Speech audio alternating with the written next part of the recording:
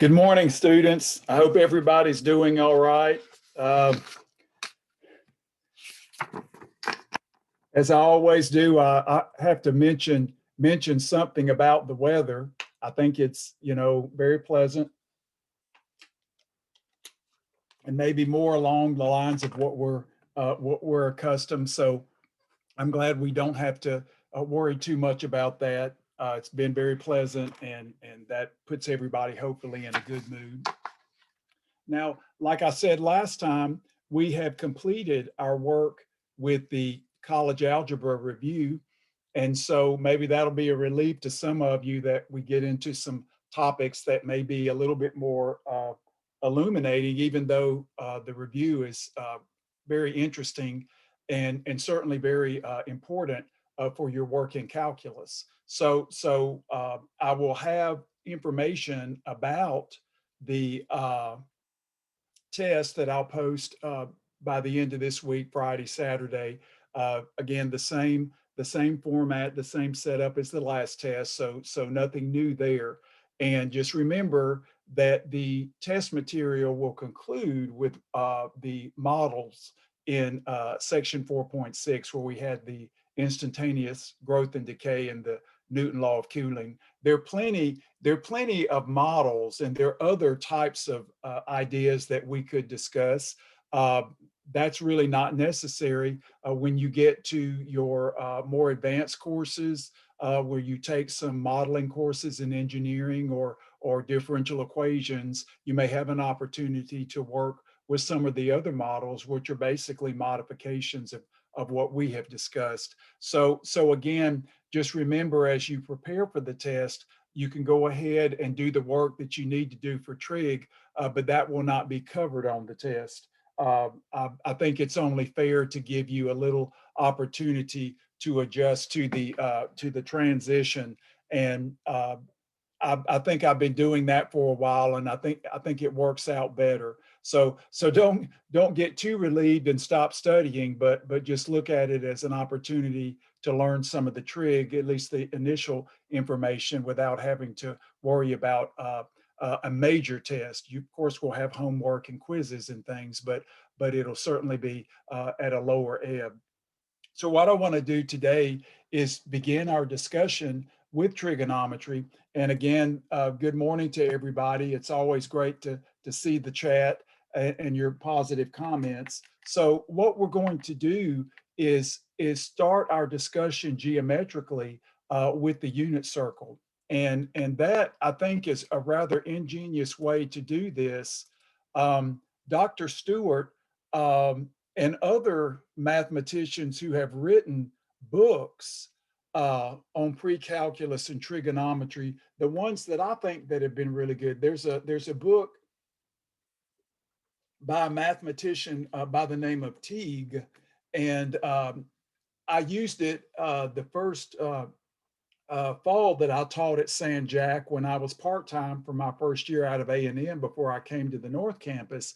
And the book was excellent. That's when San Jac actually taught a standalone trig course, but then of course we combined it into the pre-cal to make a nice 4-hour course that you're taking now.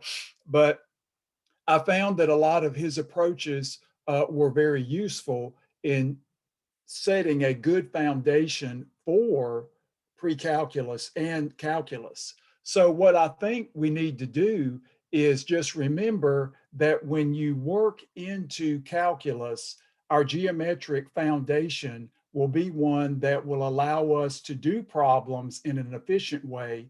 And also when we get to Cal 2 and we see the infinite series, we'll be able to bridge everything together. So what we're going to start with will be the unit circle. So this will be 5.1. Now, there's certain names and symbols that we use for the unit circle, and they're not necessarily universal, but I will say that the idea is that what we want to do in this particular case is just to have something to call it, and we're going to call the unit circle S1. So basically that just means the one-dimensional unit sphere, but if that doesn't mean anything to you, it doesn't matter. And so let me just entitle this unit circle. So a lot of these ideas will remind you of your high school geometry class, so that's a good thing. So the unit circle will be just as we think of it, all ordered pairs x, y, such that x squared plus y squared equals 1. So of course, this is just the circle with center, 0, 0, and radius equal to 1. So when we talk about circles, we think about what we learned in geometry. And then, of course, you had a little bit of college algebra and you were able to make it analytic. So when you think about a circle, what we do is we consider all the points that are equidistant from a fixed point, and the fixed point we call the center. So we would say a distance of 1, a distance of 1, a distance of 1. Well, let's see, let me make that a little bit more agreeable with these, and a distance of 1. And so, you know, we draw our circles, and mine usually end up looking like a Charlie Brown head, which is fine, kind of looks like my head. But just try to do it in 4 pieces, and you can kind of sketch it in. Just make sure you've got some curvature. And then we'll just move this around. Lots of times if you rotate your paper, you can get a little bit better circle. So that's not so Charlie Brown head, more like Professor Ron's head. That's what one student said, Professor Ron, you don't have much hair, but you've got a nice round head, so that looks better. I said, oh, okay, thank you, I think. So now when we look at this, we can already notate some very simple points on the unit circle. So let's go 1, 0, 0, 1, -1, 0, and 0, -1. Now, when you think about the unit circle, at least for trigonometry, we are going to be interested in certain particular points because, of course, there are an uncountable infinite number of points on the unit circle. We could not even begin to list them all. And so when we think of the unit circle, we think of notating some particular points on the unit circle, which turn up a lot. Now, you might be thinking, will we learn other points? Absolutely. But these have become the standard. So, for instance, when we look at the unit circle, we're going to think of the quadrants that we learned back in general math. We've got the first quadrant, we have the second quadrant, we have the third quadrant, and we have the fourth quadrant. And so when we think about that, we think, well, in the first quadrant, X is positive and Y is positive. I mean, this is simple, but it's very important. It's the arithmetic of the circle. In the second quadrant, X is negative and Y is positive. In the third quadrant, both X and Y are what? Less than 0 or negative.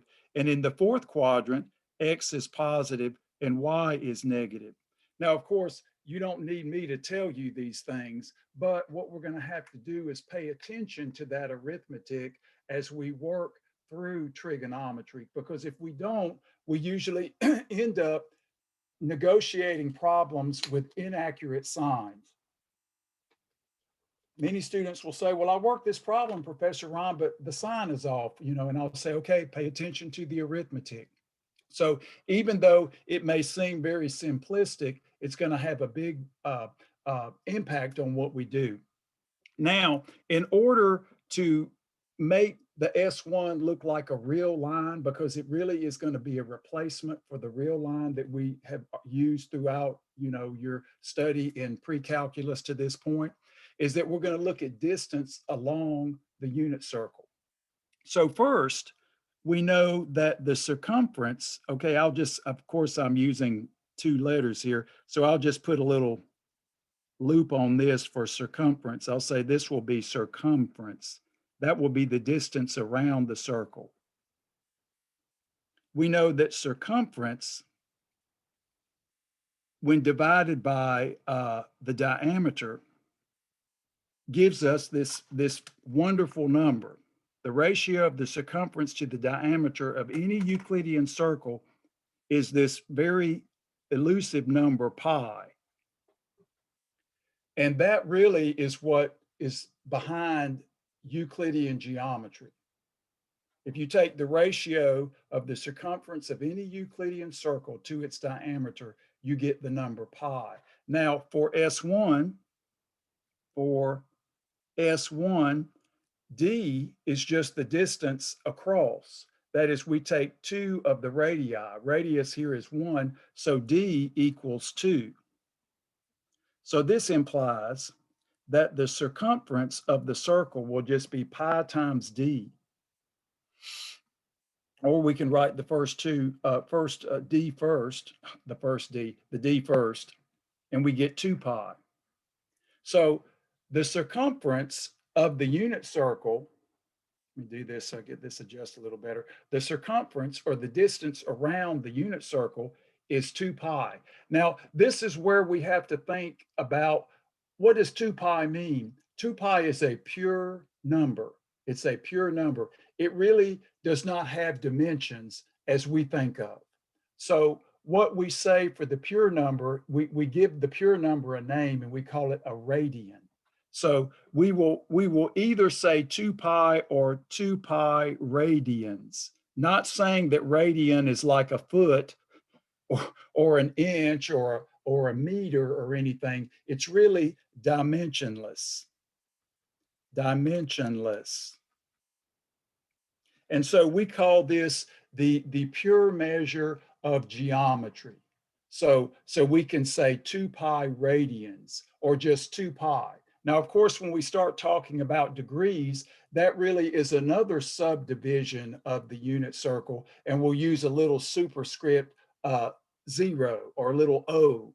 Even though that's a dimensionless number, we're going to need to be able to compare how we measure the unit circle in terms of degrees and radians. But we start out with the standard measurement, which is intrinsic. That is, we start with the pi, which is intrinsic to the Euclidean geometry, but which obviously makes it intrinsic to S1 and our study of trigonometry. So we say 2 pi radians. Now, for instance, how do we measure distance along the unit circle? So what we're going to do is this.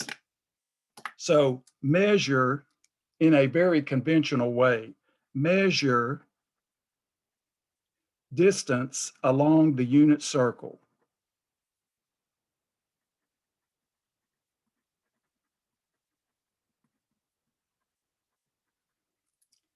And let's see here. Where did that go? Okay, very good. Now, when we look at this and we think about this, here's what we're going to do. We will start, here's the first part, start at the point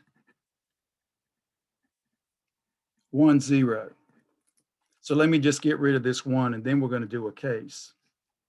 Now the letter we use is immaterial, but it's actually going to be a T, just because that's what Dr. Stewart uses, and it works fine. So we're going to start at point 1, 0 right there. And number 1, the distance T measured counterclockwise,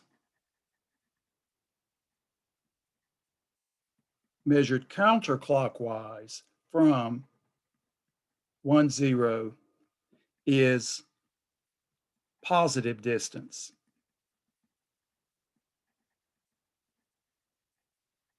Now you're thinking that's kind of crazy, but I'll show you why it actually does work. This will be T positive.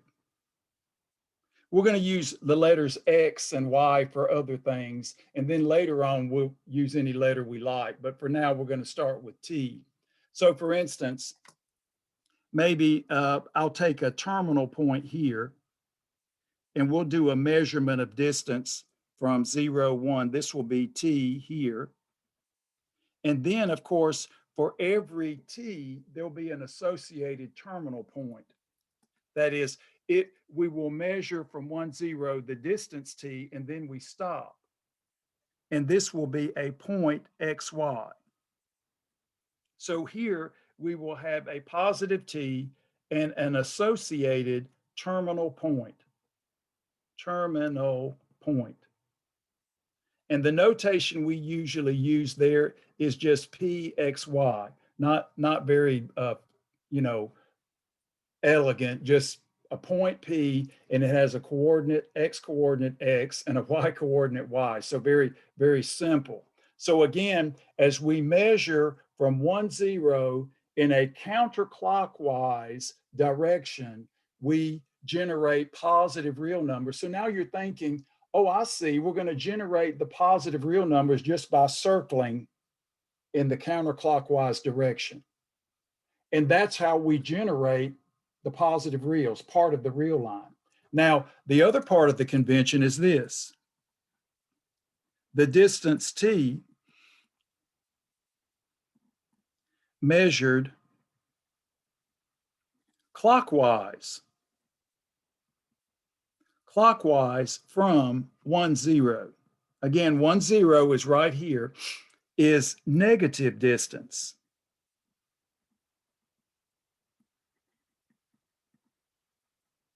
I mean, that really doesn't make a whole lot of sense.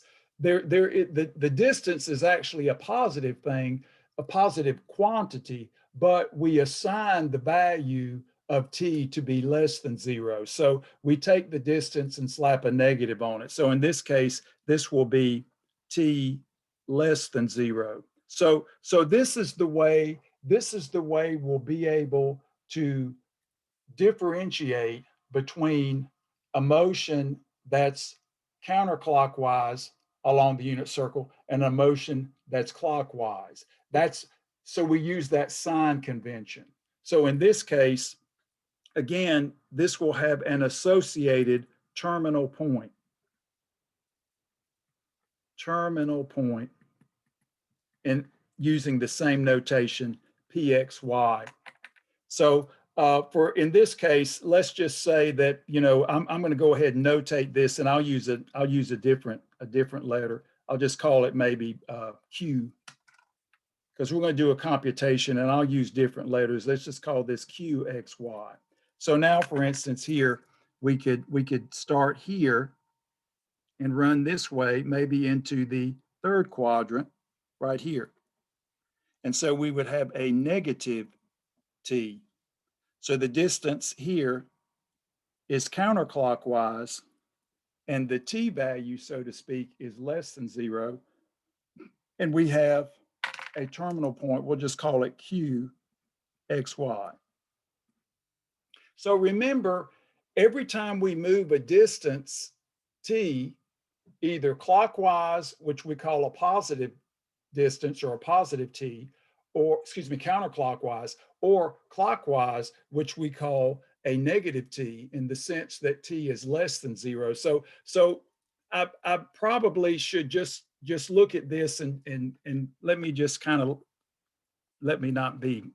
just say this. Let me write it this way, because that's not actually correct. Let's just call it another t value. And so here, just to keep these different, let's call that a t1 and call this a t2. And here I'll just call this t2 and t1. That'll be a better notation, because now we can say that t2, since we're doing clockwise, will be less than 0. And then t1 will be counterclockwise this way, which will be positive. So I don't want to put a negative in front of it, meaning that makes it negative. That's not necessarily true. So now this convention is a little bit crazy, but now look what we have. As we move around in the counterclockwise, we start at 0 here, and we generate the positive real numbers. And then, of course, if we start here and we start moving in a clockwise direction, we generate the negative real numbers. So basically what we're doing is we are identifying S1 with the real line. where we take the point 1, 0 to be identified with 0 on the real numbers. So this identification is interesting. Let's just like put a 10 out here so you know we've got a 10 and maybe a negative 20 over here. So we are now making a correspondence between the unit circle and the real line just by moving a particular direction counterclockwise on the unit circle and a direction clockwise on the unit circle. And so as you just start to lay it out and you just keep rotating around, you generate the entire real line. So that's a little bit abstract, but what we're seeing is that with this abstraction, we find that now we're going to be able to set up functions. And you probably already heard of them, cosine and sine. So this is going to be a way to construct functions that make sense to us. Now, what points, what terminal points, and what t-values are we interested in for our standard unit circle? Let's go ahead and figure out some of them. Because like I say, the unit circle has beautiful symmetry. So all we have to do is figure out points in the first quadrant, and we can use symmetry to replicate the terminal points in the other quadrants. Now, what values of t do we care about? Let's look at that. So for S1, we determine useful values of t and their associated terminal points.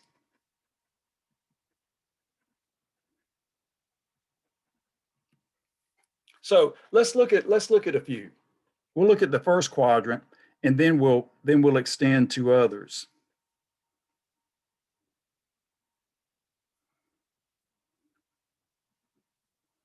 So let's go ahead and draw our unit circle again. Go ahead and draw your 4 points on the quadrants, that is on the axes that are outside of the quadrants, so to speak.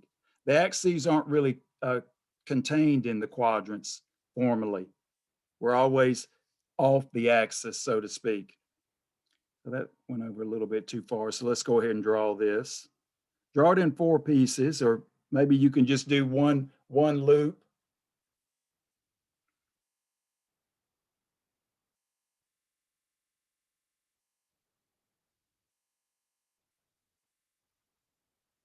Kind of just, there we go. And then we'll get our other piece.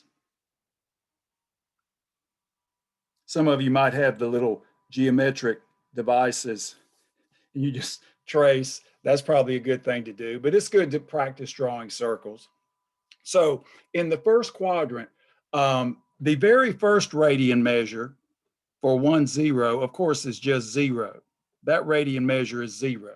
Now, we're going to think if we went 1/4 of the way around the circle, that would be 2 pi divided by 4, and that would give us pi over 2. So for the point 0, 1, we have corresponding pi over 2 radians. And of course, now we'd have a pi over here and a 3 pi over 2 here. So I'll go ahead and draw those in because these are easy ones. So for instance, we have a -1, 0, which corresponds to pi. And then of course here, we've got the 0, -1, which now we have 3 copies of pi over 2. So this is 3 pi over 2. And we'll say more about the other values here.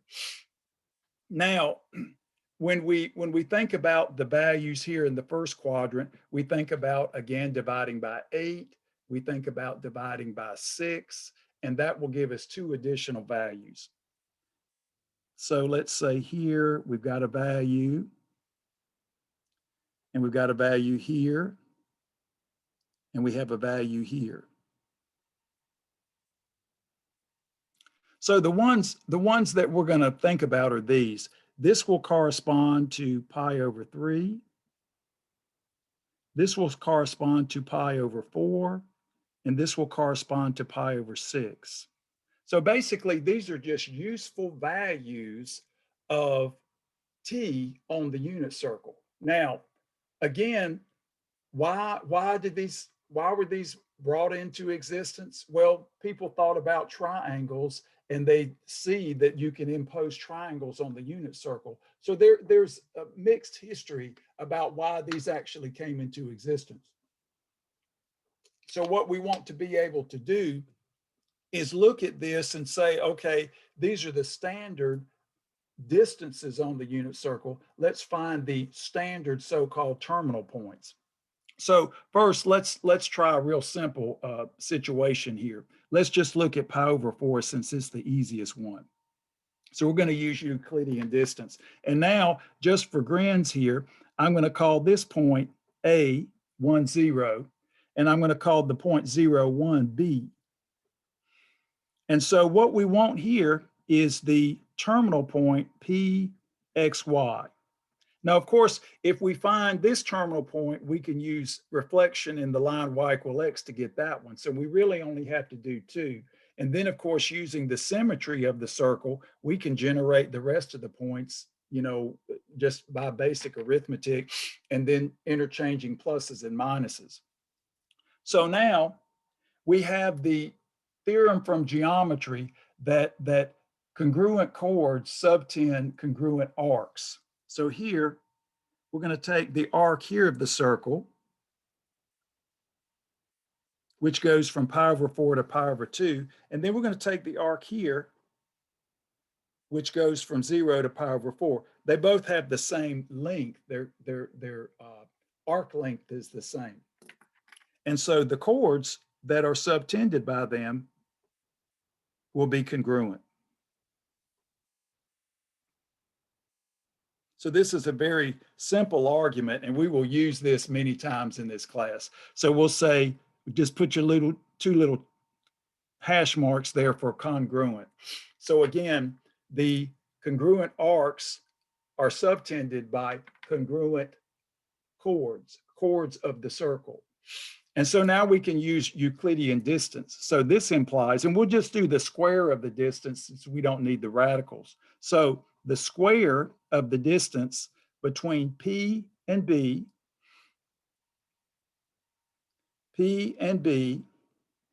will equal the square of the distance between P and A. So this is what we call the standard Euclidean distance. We don't need the radical. We just kind of square it out because we just square it anyway to get rid of it. So we'll just say congruent arcs are subtended by congruent chords. Again, that's something you did in your geometry class. I know it's been a while, but it's very intuitive. Now we just fill this in and just take the difference between the x coordinates and y coordinates and square them, just like the Pythagorean theorem. So we have x minus 0 squared plus here y minus 1 squared. Now we'll do this one. This equals P and A. So x minus 1 squared, and then y minus 0. Now remember, we have the unit circle. So we always have x squared plus y squared equals 1. That's what we're starting with. So we can use that to simplify our algebra. So when you look at this, you're thinking, okay, well, you know, since we're starting with the circle, we have to use all of the attributes of the circle to get all the information that we need. And then we're going to find that it's going to be very convenient and very equivalent to another type of representation that we'll use in the next chapter. So now let's go ahead and expand all of this. So we have x squared plus y squared minus 2y plus 1. So again, expanding the binomial, minus 2y, y squared plus 1 equals x squared minus 2x plus 1 plus y squared. Okay, so again, we've got an x squared plus a y squared. That equals 1. So this is just 1 minus 2y plus 1.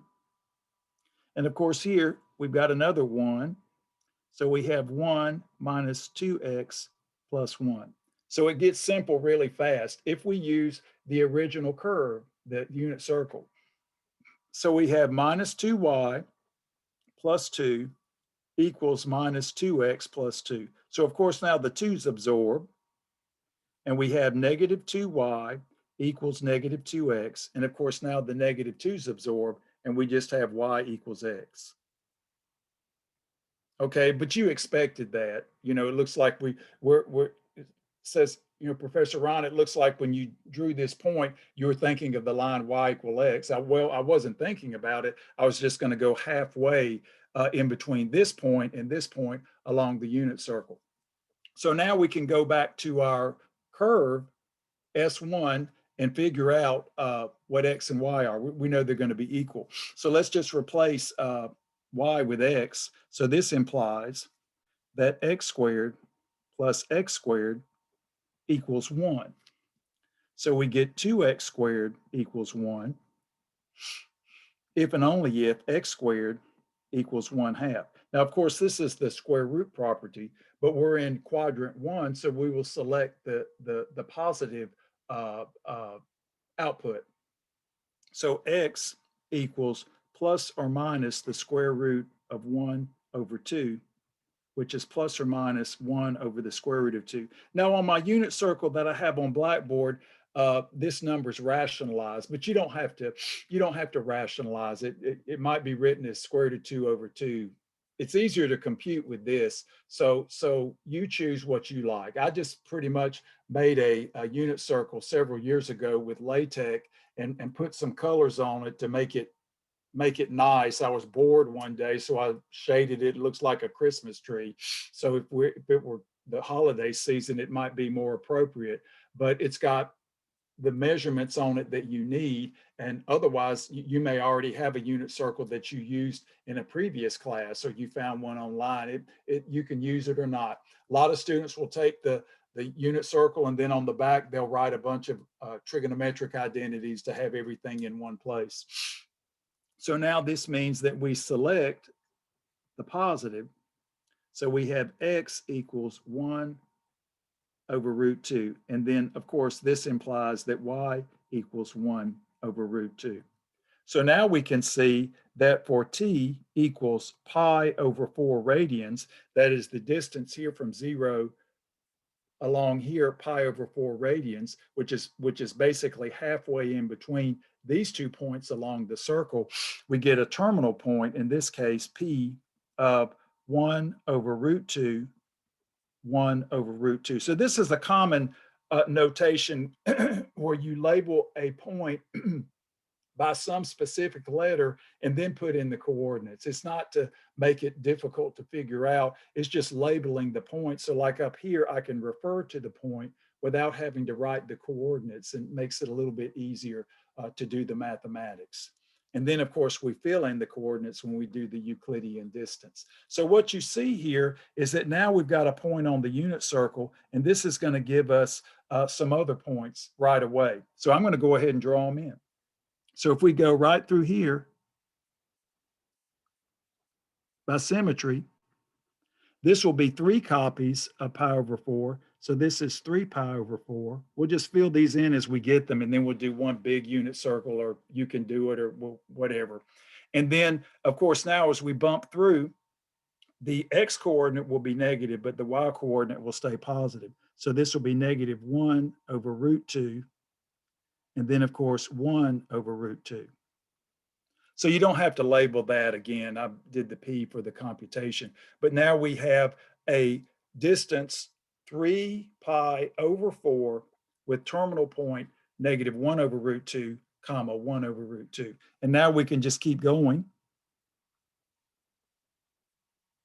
So now we'll do 1, 2, 3, 4, 5. So we'll be at 5 pi over 4 radians, distance along the unit circle, counterclockwise. So we associate the distance with the positive real numbers. Okay, this is a very odd way to do it. And I know it's going to take a little bit of time to get used to, but counterclockwise will be the positive measure, which will generate the positive real numbers. So now we can see that the x stays the same, but the y becomes negative. So we have -1 over root 2, -1 over root 2. And let's finish off, be lazy, right? So let's pop right over here. And now we're going to have 1, 2, 3, 4, 5, 6, 7 copies of pi over 4. So this will be 7 pi over 4. And now we can see that we'll have the positive 1 over root 2 and retain the negative 1 over root 2 for the y coordinate right there. So you're thinking, okay, so with the unit circle, we select particular values of t, which are convenient for our computations. And that's what's made its way to the standard unit circle. So notice, we figured out this one, and it gave us all these other values for free. Okay, so we're thinking, and of course, the ones on the axes, well, those were a freebie anyway. So look at all the additional information we were able to glean from just doing this single computation. Okay, so what you're seeing here, ladies and gentlemen, is that if you render the first quadrant, then you get all the other quadrants for free. But you just have to remember, why I'm doing this is you have to remember the arithmetic of each quadrant. In a particular quadrant, X and Y have particular signs, plus and minus. Okay, so for instance, like I said at the very beginning, this is why I redid my notation. Here, if we move clockwise, we designate t sub 2 to be less than 0, and that's why I changed the notation. Okay, so that's important. It's important to have good notation when we do trigonometry, or at least keep up with the arithmetic. Right now, it seems really simple, but later on, it will pay off very handsomely. Now, let's do the same thing, ladies and gentlemen, with another distance in the first quadrant. So you should know how to do this just so you understand where this came from. And then as we use this construct again with the congruent arcs subtended by congruent chords, we'll use this again, and then it'll make sense to you with the same application of Euclidean distance, which is basically the Pythagorean theorem. So very good. So let's look at another one. So now we're just going to take another point and, of course, be lazy because that's what we like to do. So let's draw another unit circle. If you're going to understand the arithmetic of the unit circle, you need to understand what I'm saying. It's very important.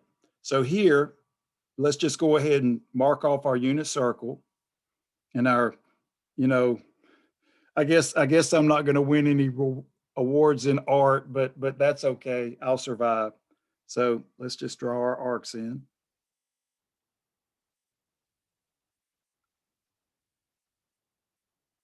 So just making another circle.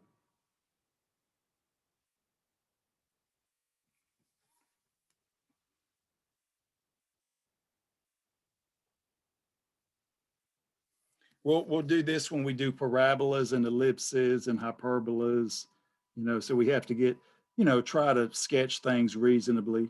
You get pretty good at it, but again, it's not going to be perfect. So just a reasonable depiction. Now, again, let me just go ahead and mark off. Remember, we called this an A just for, it doesn't matter. You call it whatever, use whatever letter you like. And we use a B here if we need it. So what I want to do in this particular case is look at the distance here, pi over 6, because again, if we think about the line y equal x, which runs right through that terminal point corresponding to pi over 4, we could automatically get the terminal point for pi over 3 here by switching the x and the y coordinates, reflection in the line y equal x. So here we're gonna look at pi over 6. So we'll do pi over 6. And again, if you like, we can just call this p of xy.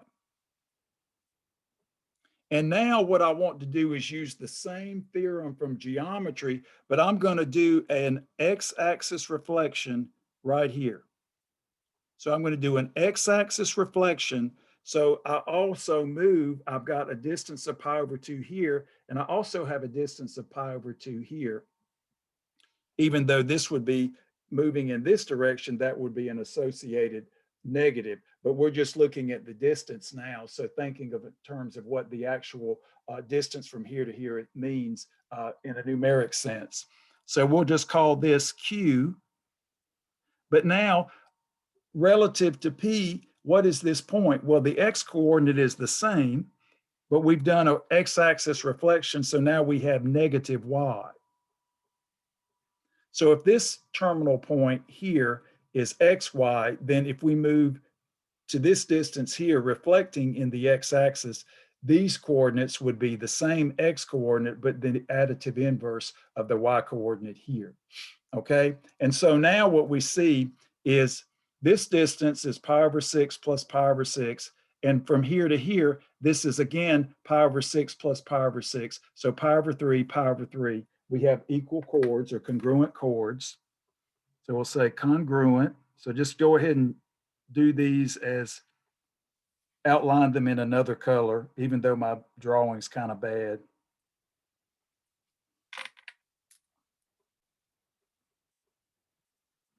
So congruent, congruent. So we're going to use this same theorem from geometry. So now let's just do it. When we look at this, we apply the same technique. We'll say this implies that the distance, and we'll do P to B like we did before, the distance squared from P to B equals the distance squared from P to Q. So let's fill in the difference between the X and Y coordinates, squaring them. So here we have X minus 0, that looks the same, X minus 0, quantity squared, plus Y minus 1, quantity squared. Looks very similar. We've already done that before. And then for this one, we have X minus X. We like that. That's 0. X minus X, quantity squared. And then we have Y minus a negative Y. So this will be Y plus Y. Again, minus the negative is the plus. So what does this give us? So now we've got X squared plus, and now we've got, in this case, Y squared minus 2Y plus 1. And of course, that's just 0. And here we've got a 2Y quantity squared. But that'll just give us 4Y squared. Okay? So Y plus Y is 2Y squared. We get 4Y squared. So now, again, what do we have? Remember, the unit circle, X squared plus Y squared is 1. And so we get that for free. So this equals 1. So we have 1 minus 2Y plus 1 equals 4Y squared. And then we can combine 2 minus 2Y is equal to 4Y squared. And now, of course, we have a 2 in every term here, so we can divide by 2. So this will be 1 minus Y equals 4Y squared. Now, just like the last one, we end up with a quadratic equation. And so we'll solve it. For instance, the last one had no linear terms, so we just use the square root property. So now, oh, sorry, that reduces to a 2, of course. So let me just say here, let me write this in. Just multiply both sides by 1/2. And then, of course, we get the 2Y squared. We get the 2 times the 1/2, which is 1, and the -2 times the 1/2, which gives us the -1 as the coefficient of y. So now if and only if, just throw everything on one side, 2y squared plus y minus 1 equals 0. So now, of course, you see that this factors, well, I think it does. So we have AC equals 2 times the -1, and that's a check, since 2 plus -1 equals y. So we have 2y squared plus 2y plus, well, let me go ahead and put this in, follow my z and w, minus y minus 1 equals 0. So we have a factor here, GCF of 2y. So we have 2y times y plus 1. Now plus a -1 times y plus 1 equals 0. So this gives us y plus 1 times 2y minus 1 equals 0. So of course that's an easy factorization, but again, it's good to just look at it from a foundational standpoint so that we see what we're doing. Now, of course, remember, our calculation is in the first quadrant, so we're going to look for values of y which are positive, because again, this is where our calculation is. So if and only if we set this equal to 0, we get y equals -1, or divide by 2, y equals 1/2. Now, that doesn't mean that this is bad, but based on what we're doing here, we will select the appropriate coordinate or value. So this means select y equals 1/2. Doesn't mean that this is no good, it's just not in the quadrant that we're interested in. So now we can see, if we go back to our original equation, we have x squared equals 1 minus y squared. So x squared equals 1 minus, so we have 1/2, and we square that. So this is 1 minus 1/4, which equals 3/4. So again, easy arithmetic. So x squared equals 3/4. Now we've got square root property. So x equals plus or minus the square root of 3/4. But of course, the square root of 4 is 2. So we get plus or minus square root 3/2. Now, when you look at this, again, we are in the first quadrant. So we select x equals root 3/2. So now this implies that for t, a value t, distance along the unit circle, or the t, if we go clockwise, is negative, even though we're thinking distance. Again, a little bit unusual right now, but that's okay. It's going to turn out to be very useful. So t equals pi/6, and the corresponding terminal point will now be square root 3/2, and then of course 1/2.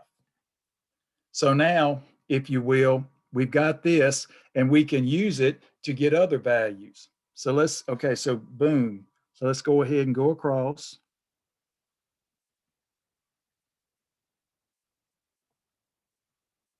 Now, when we think of pi/6, and I'll go ahead and type in the other pieces up here. So when we do the pi/6, we have 1, 2, 3, 4, 5.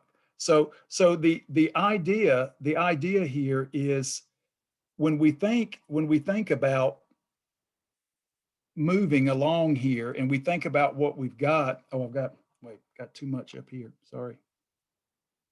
There's that. Yeah. So here, pi/6, pi/6, pi/6, and then we have a pi/6, and then to here, another pi/6, even though I should push these a little bit closer together so it looks right, but my scale's kind of bad, so forgive me.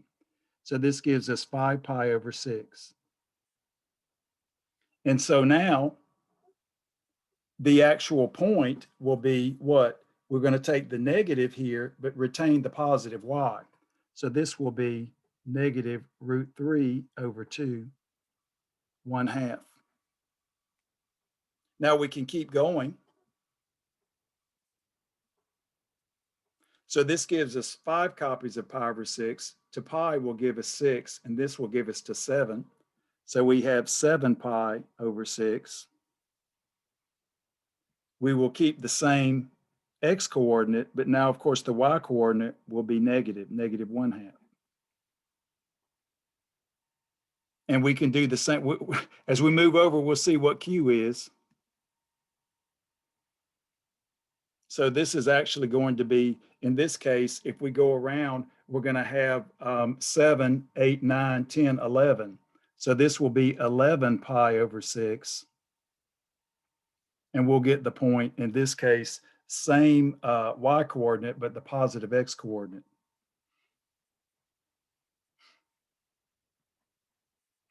All right. Now, and everything's getting a little bit busy, but notice here for pi over 3, we'll just take the switch. That is, we will replace x with y and y with x, reflection in the line y equal x. So for pi over 3, we'll get the point, which is the flip of this one, 1/2 square root 3 over 2. Now we can do the same. So here we go pi over 3 and then 2 copies. So here we have 2 pi over 3. So I'm just going to fill in all the pi over 3s and pi over 6s since we've already filled in the pi over 4s in the previous slide. So we're just adding the additional points. So here we'll get what? We'll get the negative 1/2, and we'll get the positive y coordinate. And now let's keep going down to here. So now it looks like we've got 2 copies, 3 copies, 4 copies. So 4 pi over 3. And this will give us negative 1/2. And also now the negative of the y coordinate, negative root 3 over 2. And then, of course, move over here by symmetry to give us 5 copies of pi over 3. So we have 5 pi over 3. And now, of course, the x will be positive and the y stays negative. So basically what we've done, if we look at the two pictures together, these points combined with these points give us all of the standard terminal points on the unit circle. So what you're seeing is that we derive the points in the first quadrant. So we have 1, 2, 3, 4. And then by symmetry, we can fill in the terminal points and also the measurements along the unit circle for the other quadrants. So again, this is not an exhaustive list. It doesn't mean that we can't figure out exact terminal points for other measurements along the unit circle. The idea is that this now just basically develops what has become the standard unit circle. And if you think about it, this is more than enough. And it helps us out, and then we can use the unit circle to make deductions about other computations that we will do. So most students say, okay, well, when you think about the unit circle, it looks like all of the work ends up in the first quadrant since we're using symmetry. And so I can always say that we will use techniques that will allow us to move problems forward because we understand the first quadrant, and then use the arithmetic of the unit circle to get conclusions about other quadrants. So we really do have to think about distance along the unit circle and corresponding terminal points. Now with your WebAssign, there are lots of problems where all you're doing is just filling in points for the values of t. And that'll just give you reinforcement. Very simple problems, not hard, but the reinforcement will help you. And then of course, you can use the equation here. If they give you an x value, you can solve for the y value. So you'll get some very simple problems that you'll do with this, but don't look at them as being a waste of time. Look at them as being positive reinforcement for these ideas. again, we haven't been doing things like this. So as it gets more commonplace to you, it'll be very simple. But I wanted to show you how once we find a value for y, we can easily get the value for x using the equation for the unit circle. So these computations are done just to basically give you the construction that we have to do. And this, congruent chords and congruent arc deal from geometry, very useful idea that we will use again and again in this course. So no time like the present, right? Okay, so we've got all these points. So we've developed our unit circle just by hook or crook. You think about it, it's really pretty simple and rather ingenious. So now what we want to do is, what's the next step? Okay, Professor Ron, this isn't very difficult. I agree. So what we want to do is focus on a term called, or an object called, the reference number. Later on, we will refer to it as reference angle. So for instance, we need a new concept. And what we're going to do is, for instance, given a distance along the unit circle, or I could say S1, and this is going to be where t lives between 0 and 2 pi. It's going to be off the quadrants. So basically, I'll just say, let me write it this way so I'll be correct. T could live in any of these quadrants. So we'll say T is at first quadrant, second quadrant, third quadrant, fourth quadrant, but we're going to restrict to 0 to 2 pi. So, and I'll just say this, and T is positive. We define the reference number T bar. Now I'm going to give you a further restriction. Not only will T lie in these particular quadrants, but it will be positive and be restricted to the interval 0 to 2 pi. So there's a whole lot going on here, and I want to be correct when I say this is where T will live. In addition to that, we'll have this, further restrictions.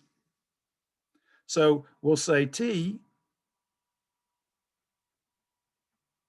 in this case, we're going to say we'll have the interval, we'll have 0 to pi over 2.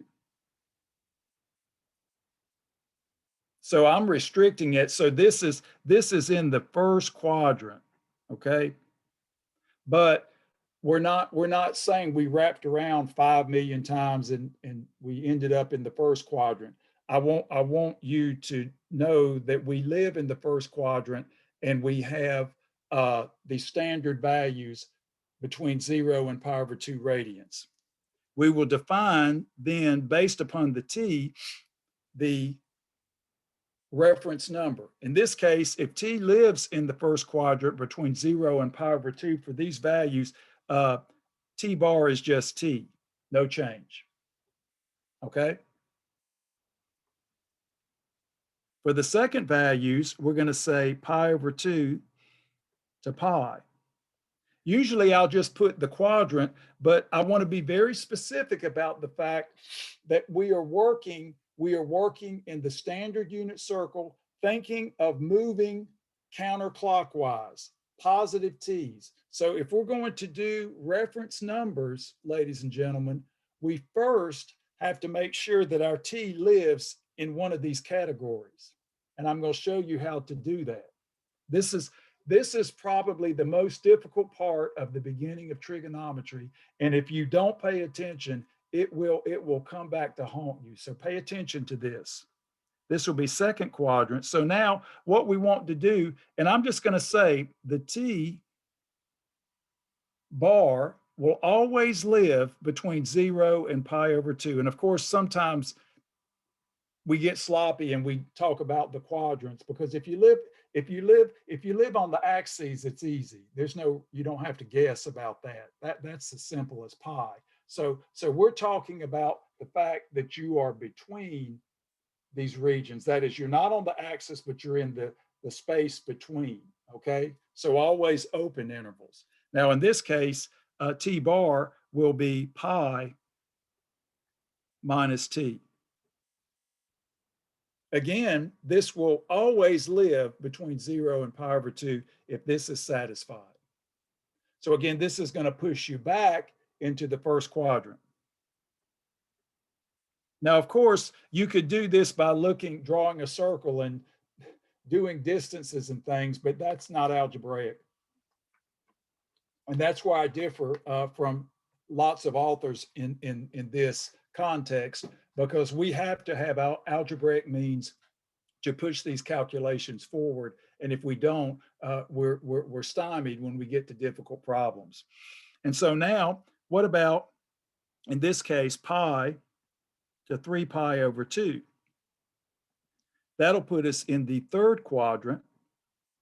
And then, of course, we want our T bar to be in the first quadrant, so we will define it to be T minus pi. These are all radian measure. So if you like, just go ahead and do your quick circle here. Here's Professor Ron's quick circle, and it's probably better than the one I painstaking to do better, but whatever. So here's 1, 2, 3, 4. Okay, so now lastly, if we're in the fourth quadrant, and that will be 3 pi over 2 to 2 pi. Again, if you're on the axes, there's nothing to worry about. Okay, those are the easy ones. You know where you live. You know what the terminal point is. It's so simple. So again, this is in between, in this space, in between. Now here, this is in the fourth quadrant. And how do we do this? Well, we want our reference number to be in the first quadrant, so we define it to be 2 pi minus T. This, you need to know, you will learn it, and visually it makes sense. That is, lots of times students will draw a unit circle and get a visual of what's going on. And that is an excellent way to do it, at least to provide intuition. But you need an algebraic construct. So when we need a reference number, we need a real number, and we need it to be exact. Okay, let me also say this. If the problem does not say anything about approximating, then all answers are exact. So if you need to use pi, then you've got to use the symbol for it. Okay, so many students say, well, that's 3.1416 or whatever. No. You want exact. So WebAssign will only look at an exact calculation involving pi if you use this symbol. So this is the exact. We'll talk about how we can use approximations to help us out. Now remember, we say approximately 3.1416. Usually we'll just think of pi as approximately 3.14 when we just need a simple ballpark figure and we're not doing a fancy calculation. We'll do this just like we've done in the college algebra review. We'll do all of our computations exactly. And then if we need an approximation, we'll go to Google and use our little symbol for pi, and Google, just gives us how many decimals that make the problem, perfectly sound arithmetically. So when we look at the reference number, we're thinking, right now, this seems to be a thorn in our side, Professor Ron. Why do we care about this? And I'll say, when we start defining the trig functions, this will be extremely important. So again, I can say, students, well, you can just memorize as much as you can of the unit circle, or you can utilize this. And theoretically, this construct is very, very important. We will use it over and over. So now let's look at some examples of this. Now, when you think about the ideas here that I want to do, I want to give you something that is often difficult the first time through. If the value of t has a pi in it, that's easy. But here's what we need to do. The arithmetic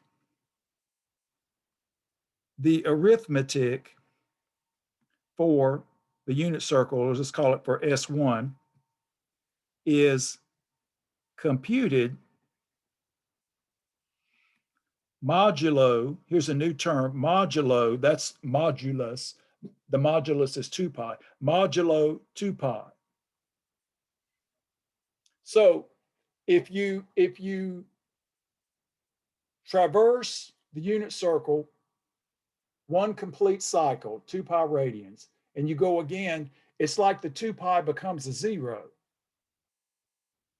Now, of course, when you're thinking about real numbers, you just keep adding and you keep adding. But when you're trying to figure out reference numbers, you think of multiples of 2 pi, basically, or I would just say copies of 2 pi as being congruent to 0.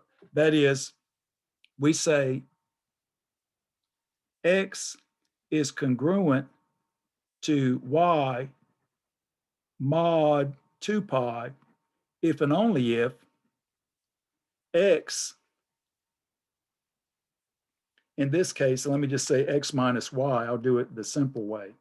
X minus y is a multiple, integer multiple of 2 pi. So we'll say 2 pi times k, where k is an integer.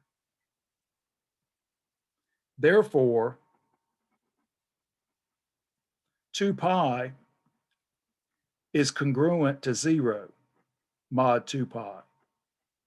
So when you see 2 pi bound up in a value of t, you kind of want to set it off to the side and set it to 0, because again, if you map around starting at 1, 0 and you map around 4 pi radians, you're still at 1, 0.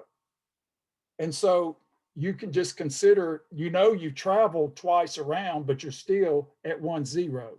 So for arithmetic purposes, we can just say that's congruent to 0. So here's an example. Say we have a t that equals, in this case, and I'll put a pi in it, and I'll use it to be a number that we can find from our unit circle, so it'll have a nice attributes. So say we look at 33 pi over 4. Okay. Now you're thinking, okay, good, that has a pi in it. It's got a pi in it, so now we can do the arithmetic. Now notice, here's what I want you to do. Compute t bar. And then once we compute t bar, we're going to figure out what the terminal point is. So now when you look at this, if we go up here, we're thinking, well, Professor Ron, this is too big for all of this. This is way too big. So first we want to divide. So now t equals 33 pi over 4. And just do integer division. 4 into 33 goes 8 times. So that gives us an 8 pi plus pi over 4. So we say when we divide 33 by 4, we get 8 with the remainder of 1. So this is basically 8 plus 1/4. And so now when you look at this, 8 pi is a multiple of 2 pi. So it looks like we wrapped around the unit circle 4 times.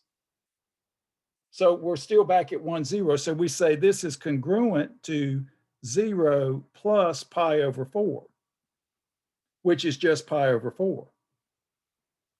So what I'm saying in this particular case is that if you start wrapping around the unit circle, you take each full traversal as 0, and then you start again.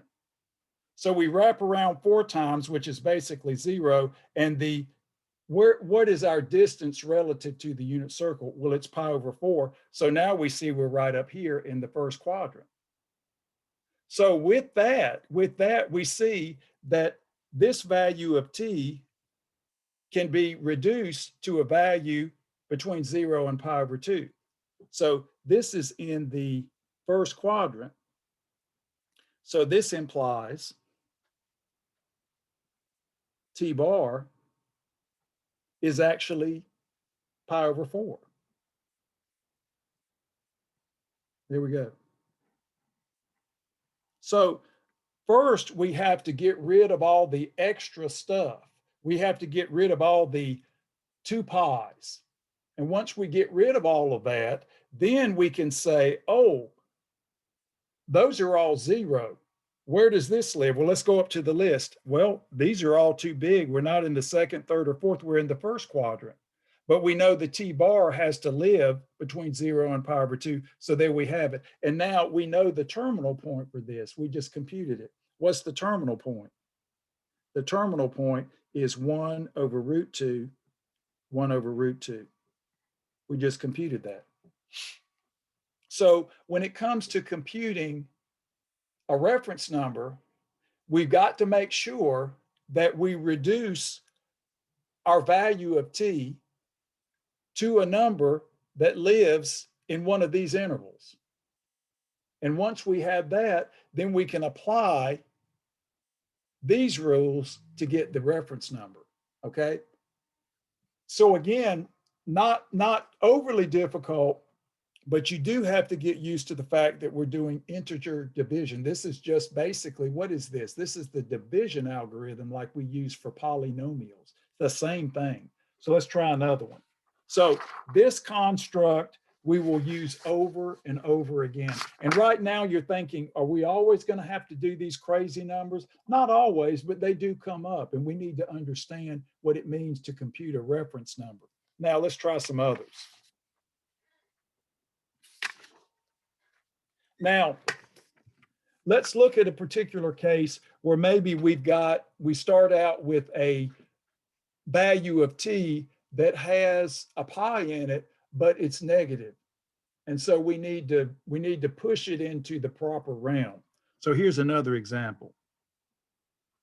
So say we have t equals negative 23 pi over 6.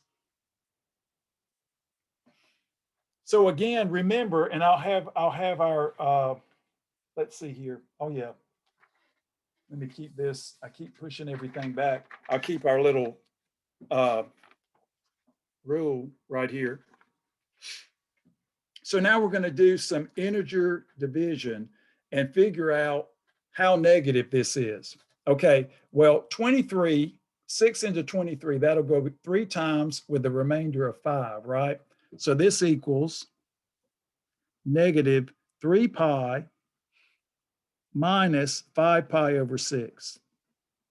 So again, the remainder is 5, but these have a bunch of negatives in it. So if we went backwards, we get exactly that. Now, if we look at this and we think about what we have here, we've got something, we've got to look at this and say, okay, how can we make this into a number that's actually positive? Because now we have a negative 3 pi here, and here we've got a negative 5 pi over 6. Well, first we can start by thinking, okay, well, this is negative, but in absolute value, it's less than pi. And of course, this is negative. So we could add 4 pi, that is 2 times 2 pi, to put this into the positive realm, which will be congruent to this, because if we add 4 pi, it's like adding 0, but it's pushing us into the positive realm. So by looking at this, we say, okay, this will be congruent to 4 pi minus 3 pi minus 5 pi over 6. So this is, if it doesn't work quite right, if it's still negative, you can add another multiple of 2 pi. It doesn't work, doesn't matter if you don't get it right the first time. It just keep adding multiples of 2 pi that will put you into the positive realm. So now this equals, well, 4 pi minus 3 pi is pi, and pi minus 5 pi over 6. I keep focusing on the first quadrant. I promise I'll get one that doesn't always end up there. And so now we just have pi minus 5 pi over 6, which is pi over 6. But that's in the what? First quadrant. So when we do our computation here, let me do it a little focus, good old IPvo. We see that once we push this into the proper realm, we see now that it also lives between 0 and pi over 2. So this is congruent to this number. So this implies that T bar is actually pi over 6. And what's the terminal point? Well, we already computed it. This will be the square root of 3 over 2, 1/2.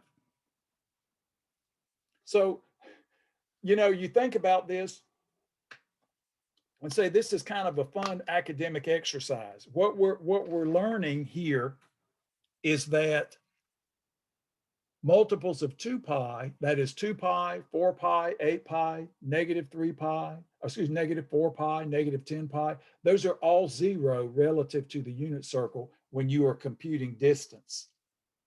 Because you can wrap around the unit circle a million times, but you're still going to be at 1, 0 when you're done, because that's an integer multiple of 2 pi. So we are basically giving a value to multiples of 2 pi 0, just like we've done here. So if we start out with a negative value of t, we first have to make it positive and get it in the right realm between 0 and 2 pi, and then figure out where it is. So let's try another one. And then I'll do one that doesn't have a pi in it, just to make it interesting. So let's do a positive one, 39 pi over 4. You can make these up. The way you do these, so we can use the unit circle, at least for the first time, you know, we want to be a little bit more user friendly, is just use the denominators that we've already used in our unit circle, which would be 2s. Well, those are on the axis, so I don't care about those, but 3s, 4s, and 6s. And then you can make up a problem and test yourself. So when we look at this, we think the same thing. We do the integer division. This is a whole lot bigger than 2 pi. So we say 39 divided by 4. In this case, that's going to give us what? That's going to give us a 9. And then we're going to have a remainder of 3. So we have 9 pi plus 3 pi over 4. So just at first, you can just ignore the pi and just say, well, when we divide 39 by 4, we get 9 with a remainder of 3, and then stick on the pi's, and then division algorithm where we basically divided by the divisor. So again, this is basically exactly what you did with polynomials. Now, let's notice 9 pi is just 8 pi plus pi. So this equals 8 pi plus pi plus 3 pi over 4. Now, this is where you look at this and say, wow, look at this. 8 pi is just a multiple of 2 pi. That's just wrapping around the unit circle 4 times, and that has no impact. So that's 0. So now we just get what? 0, just don't even write it. We get pi plus 3 pi over 4. Now, when you look at this and you think about the unit circle, this takes you to the x-axis between the second and the third quadrants. And then this takes you around to the fourth quadrant. So it's kind of like if you think about our unit circle, pi will take you from here to here, and then 3 pi over 4 will take you right over here, just using the construction that we did earlier in the lecture. And so this puts you into what? The fourth quadrant. Now, what students will often say is, you know, if I want to make a comparison here and say, if I didn't think of of the picture of it, how could I do this? Well, let me just show you a trick here. This equals, if we get a common denominator of 4, this will be a 4 plus a 3. So this is 7 pi over 4. So if you know your unit circle, then you're like, oh, I know, Professor Ron, that's in the 4th quadrant. Boom. But maybe you need more evidence than that. And then you have to think, okay, well, what defines the 4th quadrant? So we would say what? We've got the interval 3 pi over 2 to 2 pi. So if we look at our sheet here, right here, okay? So then you can say, well, let's just make these with denominators of 4. So 2 into 4 is 2. 2 times 3 is 6 pi. And then put a 4 here, kind of overkill, right? 4 times 2, right? So you can see this defines the 4th quadrant, and 7 pi over 4 is between these two numbers. So that would be another way of identifying that. But I think if you think about how we've done our construction process, that this is clearly in the 4th quadrant. Okay, so now we go to our rule and say, how do we compute the reference number? Well, we take the value of t, which lives here, and subtract it from 2 pi. Now, of course, if we leave it like this, the arithmetic is easier. So this implies that t bar is just 2 pi minus t. But let's just use this representation because we're lazy. So, nothing wrong with that as long as we're doing the right mathematics, right? So now when we look at this, we have what? We've got a 2 pi minus a pi minus a 3 pi over 4. So that's just a pi. So pi minus 3 pi over 4. And that's 4 pi over 4. So that gives us pi over 4. So there's our reference number. Okay. Now, what's the corresponding terminal point? 1 over root 2, 1 over root 2. So the corresponding terminal point, 1 over root 2, 1 over root 2, right there. So when it comes to computing a reference number, we have to use the fact that the arithmetic mod 2 pi is what governs the unit circle and radian measure. That is, when we see expressions that are multiples of 2 pi here, they are congruent to 0. So we treat them as a 0. Just like when we got to this point in the calculation, this is 4 times 2 pi. So we can treat it as a 0, and we're just left with these two numbers, which sum gives us a value of t that's in the 4th quadrant. And then, of course, we just use our formula for the reference number. So this will not change when we do reference angles. It'll be the same thing. So starting it now is going to make it easier when we get into the other interpretation of trigonometry. Now, I want to give you an example where maybe we have a value of t that doesn't have a factor of pi in it like these. And the issue here is not to make this difficult. I just want to give you a way to utilize a basic approximation for pi to get a upper and lower bound for the t based upon the same construction we've done here. So there might be a case where we need to use the following. And let me get an extra page here so I have plenty of room.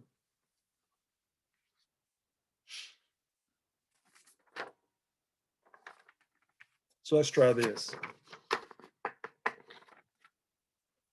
Say we had something like this, t equals 5, okay? And the problem was to compute, and again, when we say t equals 5, this is dimensionless. This is 5 radians along the unit circle. So compute t bar. Now, since this doesn't have a pi in it, this is where we can use some very simple approximations of pi to get nice lower and upper bounds for the quadrants. So we can use the following, and this is very simple. So first we have our 0. And I thought about doing this way because it's very diagrammatic. That is, now we can think pi over 2, and using our very simple 3.14 divided by 2, this will be 1.57. So we can kind of ballpark estimate pi over 2 is 1.47. So this defines quadrant 1. And then we go to pi and just use our 3.14. This defines quadrant 2. And then 3 pi over 2, again, we just add these numbers. That'll be a 1 and a 1, a 7, and then what, 4 plus 3 plus 1 is 4, right? 4.71. That defines quadrant 3. And then 2 pi, we can just use twice 3.14, which will give us 6.28. So this would be a way to get upper and lower bounds for the quadrants when we don't necessarily have a factor of pi, which makes the computation a little bit easier. So you can always do an arithmetic type rendering, but remember, you must give an exact answer for the reference number. It cannot be an approximation. So if you don't utilize the techniques I've taught you, you're going to put in something that's an approximation, and it'll always be wrong. So now we can look here and say, okay, well, 5 lives between lives between 3 pi over 2 and 2 pi, because if we look at these bounds here, this implies that 5 exists in the fourth quadrant. So we can say 3 pi over 2 to 2 pi using our approximations here. Okay. And then we say, all right, well, this is what? Quadrant 4. So this implies we use our formula. If you're in quadrant 4, we say t subtracted from 2 pi. So this implies that t bar is 2 pi minus 5. So the key here is that when we have t values that are a little more user-friendly, when they have multiples of pi in them, they're a little bit easier to navigate. But when we don't have that, we've got to, and then of course we have to make some other estimates. But when we make that estimate, we then have to move it back to the exact category. So when we look at this, we see, okay, none of these numbers are going to go into our calculations clearly. So we see that from our estimates here that 5 would live in this interval. And so that takes us right back to the exact, okay? And then to the exact computation right here. So we can't change the value of t and approximate it. We can't take these values of pi and approximate it. They have to be exact. Okay, so anytime you're doing a calculation in trig that involves pi, then you need to use the symbol pi, unless an approximation is directed. Otherwise, the computation will be incorrect as assessed by the WebAssign computer algebra system. Okay, so I want to do one more, and then we're going to go ahead and define sine and cosine to just kind of peek into what we're going to be doing next week.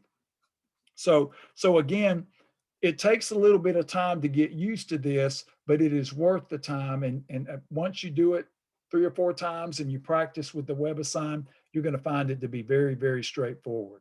So now let's just say we had t equals -8.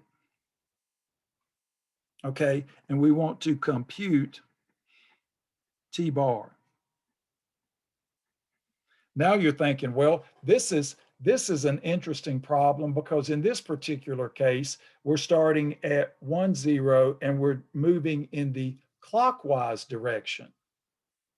So you're thinking, wow, that's that's not very good. And the idea with this in this particular case is that you're thinking, okay, if we look at this and we think, okay, how can we put this into the positive realm? Now let's go back up here and see 2 pi. If we added a multiple of 2 pi, then that would still be negative because the approximate value is 6.28. So to push this into the positive realm, we would need to add 2 copies of 2 pi. I just made this up. So now you're thinking, oh, I get it. We can move this into the positive realm, and we don't want to add too much because then we'll have to subtract away. So we just want to add just enough to make it positive. So now we'll say t equals -8, and this is congruent to -8 plus what? 4 pi. So we want to add 2 copies. 2 copies of this. Now, just as a little sidebar, 4 pi will be approximately 2 times 6.28. So this will give us a 16 and then a 1 and then a 12. 12.56. So now we'll say this is approximately -8 plus 12.56. But of course, that'll just equal 4.56. So we use these approximations to figure out the exact quadrant. That's kind of sounds backwards. Well, we approximate to figure out the exact. Well, that's all we can do. So now we have the number we need. The number lies in these regions. So now we go up here and we check, oh, right here. 4.56 lives between these two numbers. So this will tell us that this particular value of t lives in the third quadrant. So this implies t lives in the third quadrant. Okay, so what we had to do in this problem is add a multiple of 2 pi that would render the value of t into the positive realm. Again, between 0 and 2 pi. And then use the approximations here to find the actual interval. We get 4.56, which is right here in the third quadrant. And now we can just say, okay, so we will get our what? We'll get our value here. So this will be t minus pi. Now the thing is, we have to use this one. This is the one that lives where we want it to live. Okay, so this is our value. So t bar, again, we subtract pi from t. So this will be -8 plus 4 pi minus pi. So this gives us -8 plus 3 pi. And this, of course, is in the first quadrant where it should be. So this calculation is a little bit more complicated. They make great test questions. But again, you use the approximations and the rules for computing the reference numbers here. So once we find that this lives in one of these intervals here, as we have here, then we can apply the correct rule. But remember, we have to start with the value that's congruent to -8, which is this one. So when we do the t bar, we have this value minus the pi. And of course, that would be 4 pi minus pi, which is 3 pi. And then of course, 3 pi minus 8 will be a quantity that will live in the first quadrant right there. Now, again, this is not a value on the unit circle. So you see, we're not computing, we're not doing the terminal point. This is not even a value we know. We could certainly, once you get to, when you think about this and you get to calculus, we'll be able to use other means to approximate these things. But that's a much more complicated problem to try to come up with the terminal point when you've got a value of t that is not as user friendly. So I won't be asking you to compute a value here or the terminal point in these cases. So when you think about it, you've got this value of t, and the algebra doesn't lend itself to the type of computation we did before. And so that requires some numerical means. So what we will be able to do, however, is that when we have new identities, we'll be able to take the values of t on the unit circle that we already know and combine them in ways to produce new values of t that are a little bit more user friendly, that again allows us to use what we know to move the problem forward. We don't know much about these, but that comes for a later course. Okay, so remember, this part here is how we do it. This, I've given you just a little unit circle here where I've filled in everything, but this is what we need to know right here. And this is what we were doing in the lecture right here. Okay, so now you're thinking, all right, so now you've beaten us to death with the reference number and modulo 2 pi. Just remember, when we think about distance along the unit circle, 2 pi we just set to 0 because it's one traversal, and so we just start over.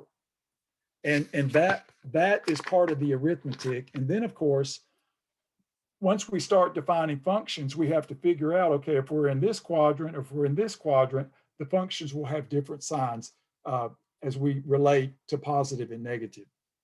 So here in 5.2, this will be 5.2 and 5.3 when we start talking about graphs and functions. So here's what we're going to do. Definition.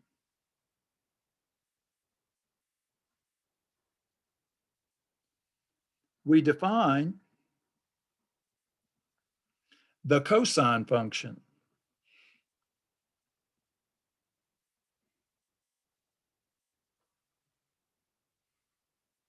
as follows.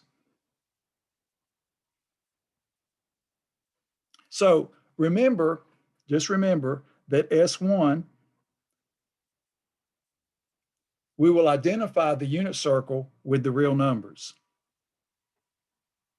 Okay, so we will say, and here's the notation we're going to use. We're going to say cos. The function will be short for cosine, cos, cosine, C-O-S. And this will be from S1, we'll just say S1, which will be identified with the real numbers. And we'll just mainly think real numbers.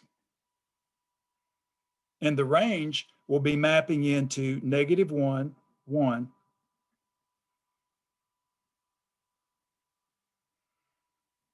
defined by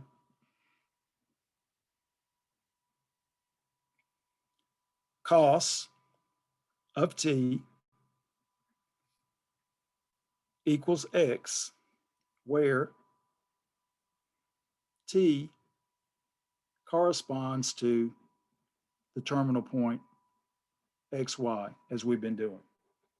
So you're thinking, wow, so I guess it's a good thing we equate or make the connection between the real number line and S1, otherwise this wouldn't make any sense. And then you're thinking, -1 to 1. Okay, that makes sense too, because we're seeing that all the x coordinates and even the y coordinates never get any bigger than 1. They can be 1, and they never get any smaller than -1. That is, they can be -1. So they're sandwiched between these two numbers, this interval here. And of course, with the continuum of the real line, we get a nice continuous function. I said there are no gaps in it because there's certainly no gaps in the unit circle. And so you're like, oh, okay. So we have this value of t along the unit circle. And then when we stop, when we've gone a distance t, we just say, okay, whose house is this? Who's the terminal? Who's the terminal point? And then we say, oh, here's a terminal point, and we just take the x coordinate. we take the X coordinate of the corresponding terminal point. So now you can see why we're using T and X. Later on, we won't care what letters we use, but this is the genius of Dr. Stewart by using the T and the X, so they're differentiated in the sense that we're not getting, you know, at least cloudy with this. Like later on, once you're confined with this, we'll just use X as an input and not worry about it. So you're thinking, okay, and what else are we going to know about this? Well, in calculus, you're going to figure out cos is continuous. We're going to draw a picture of it. Is continuous and differentiable. It's like a polynomial. Cos is continuous and differentiable for all real numbers, for all t in the real numbers. So when we draw it, it's going to be nice and smooth. No corners, no hiccups, no breaks. So just like we're doing a polynomial. So you're thinking, okay, well, aren't we discriminating here? What about the y coordinate? You know, do we need a function for the y coordinate? And the answer is yes. So let's keep going. We define, now using the unit circle, you can give me some values here. We already know these, and we'll do a couple of examples. We define the sine function, sine, S-I-N-E, sine function as follows. Well, you can tell me what to write. So we'll do SIN for short, like we do cos here for cosine, we'll do SIN. And this will take us from the unit circle, which corresponds, we identify with the real numbers, right? Remember, counterclockwise, the positive reals, clockwise, the negative reals. Which maps into what? Well, the y coordinates behave like the x coordinates. They are at least -1 and at most +1, defined by, and we'll say sin t equals y, where t corresponds to its terminal point, pxy. So we're thinking, well, let's not just leave out the y coordinate. We'll say now that when we move around the unit circle a particular distance, then once we go that distance, we look at the terminal point and we extract, in this case, the y coordinate. As in the case of cosine, we extract the x coordinate. So you're like, well, look at us, look what we can do. So let's just put a box around it.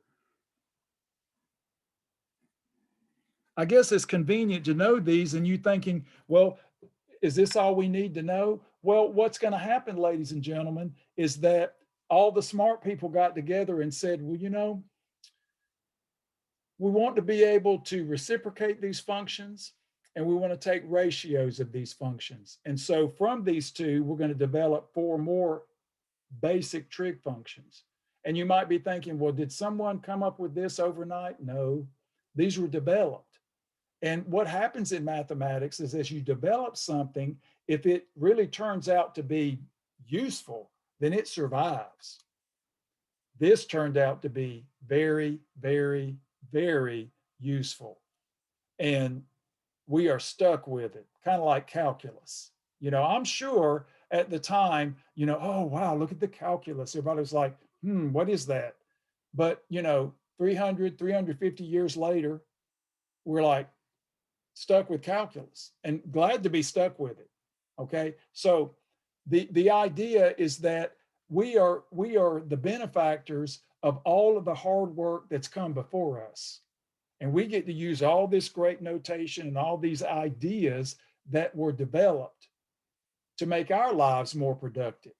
Okay. So of course there are things that the generations I grew up in and you're growing up in have produced great things. Every generation will produce great things, but we are certainly glad for the people that preceded us to give us all of this. So now you're thinking, all right, again, the same thing here. Sine is continuous and differentiable.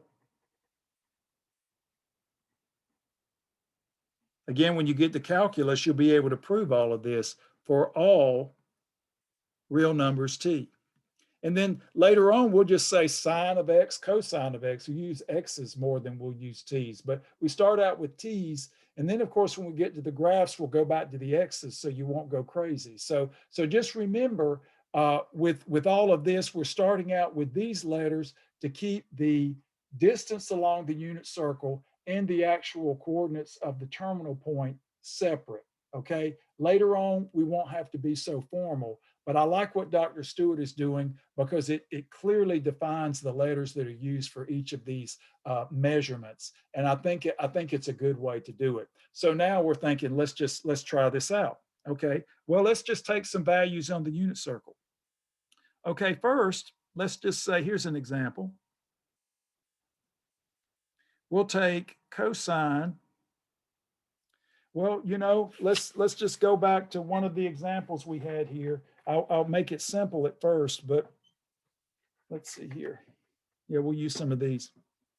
But we'll say cosine of, let's just try something like here. Let's say 9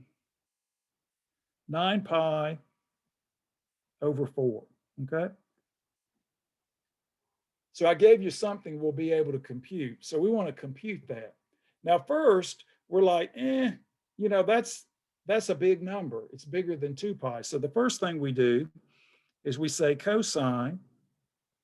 So divide 9 by 4. That'll give us a 2 with a remainder of 1. So we get 2 pi plus pi over 4.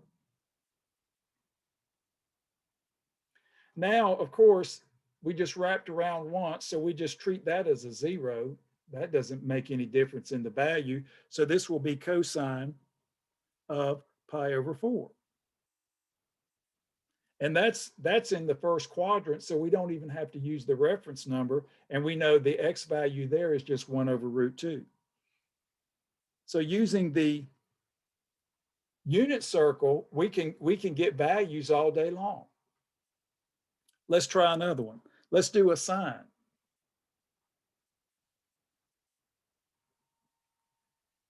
Now I'm going to do something, but I'm not going to let the cat out of the bag yet. Let's try this. Let's say we did negative 5 pi over 6. Okay, so now we're thinking, that we have trouble with this, Professor Ron. We need to put this into the positive realm and then figure out the reference number. So of course, this is an absolute value less than 2 pi. So this will be sine 2 pi, and then we'll do the minus 5 pi over 6. So we're just going to wrap around one complete cycle and get a positive number. And so what's this? This is sine. Of course, that'll be a 12 minus a 5, so that's a 7 pi over 6. Now, of course, at this point, you can say, well, I know where this lives. This is in the third quadrant, but I can go ahead. So we'll say in the third quadrant, y is less than 0. So here's a method to do this, or you can just use the unit circle directly. Y is less than 0, and that's what the sign is. So we can use the reference number. So this is in the third quadrant. So we'll just say 7 pi over 6 element of the third quadrant, where y is less than 0. Sorry, let me make sure that pi is there. Pi, 7 pi. And so now we're thinking it's negative. And we'll use our reference number, which in this case will be 7 pi over 6 minus pi. So this will be the negative of, well, now, of course, 7 pi over 6 minus pi is just pi over 6. So sine of pi over 6, if we use our unit circle, That's just 1/2 made negative. So this is negative 1/2. Now, this is what I was telling you about before. If we start out, if we get to a point to where we've got a point on the unit or distance on the unit circle, students can say, oh, well, I know that I know I memorized my unit circle. That's negative 1/2. But then it's like, okay, well, if you want to use your reference numbers, then you can think, okay, well, in the third quadrant, y is less than 0. Let's just use the reference number, which will be 7 pi over 6 minus pi, and then that minus pi, okay? And then, of course, that's sine of pi over 6. Oh, we know the first quadrant like the back of our hand. Sine of pi over 6 is 1/2. And then, of course, taking into account that it must be negative, we get negative 1/2. So when you do the computations like this, you're finding that you have two options if you actually produce a t-value on the unit circle. You can either use the computation directly from the unit circle, or you can use the reference number. So what we want to see here is that all the computations we did before preserve the cosine and the sine. So as we make this into the positive realm, and then later on, we're going to say, well, we're not going to have to do this again because we're going to get to this point and we're going to prove that the sine function is odd. So the negative will factor and the cosine function is even. So later we'll prove this. We'll do this next class. We're going to prove that cosine of the additive inverse of t, or we'll do a couple of cases, is just cosine t, and then sine of the additive inverse of t is the negative of sine t. So we're going to figure out that cosine is even and the sine is odd. So with that given, we could have gone from here by factoring the negative using this.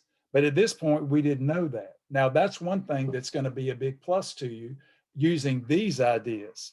And of course, if we make other functions with sine and cosine, we're going to pass along the even and the odd characteristics to those new functions. So that's why it's important to know even and odd. Okay, now we're like, boom, in our face. So when you do these computations, at least once you just define them based on what we've already done, we pretty much have to do it this way. And then, of course, this negative, we negotiated by using the same technique that we utilized in the first section. So now, for the next class, we're going to talk about some of the characteristics of these functions and how we basically generate new functions, and then talk about their ranges and domains and their qualities too. And then after that, we'll jump into some graphs. So remember, go ahead and, get familiar with this if you need a break from the logs and the exponents. But the idea here, again, this will be something you can enjoy learning for now, but you won't be tested on it next week. And of course, by the end of this week, tomorrow or Saturday, I'll have a Blackboard announcement just identifying the sections. You already know that, and just echoing the fact that the format will be the same as the first test. So trig is fun, everybody. And like I say, it will all be based upon the arithmetic that we're doing now. So enjoy it, and just remember, when you get to calculus, if you can do the arithmetic of the unit circle and the trig function identities, then you will have a good time in calculus. So thanks for your attendance today. Everybody have a great day. I've got a lot of conference hours today, so I'll be sending out email invitations for that. So if you have some questions, come by to the conference hour, or you can send a WebAssign message, and I'll certainly get back with you. Everybody have a great day, and thank you for your attendance.